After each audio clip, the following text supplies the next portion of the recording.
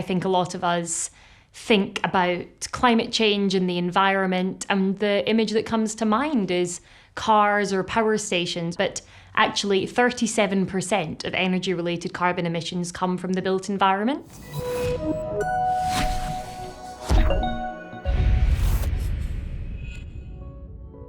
I'm Catriona Brady, Director of Strategy and Development at the World Green Building Council.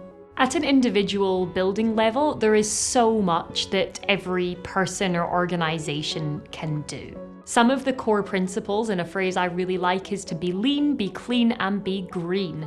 And be lean is all about being efficient in your energy use. Be clean is all about the systems that are being used, making sure they're clean in their power requirements and use.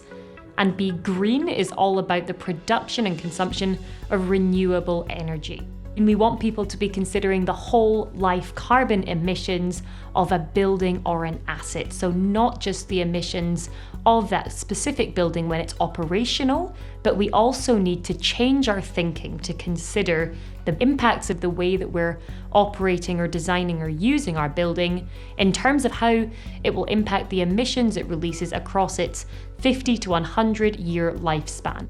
The other big part of this conversation is about retrofit. If we are looking at how we can decarbonise the world in which we live in now, obviously design principles and new buildings are really important, but we have to be able to decarbonise the spaces that already exist, the buildings and our cities that are already occupied and have a lifespan of decades more to come.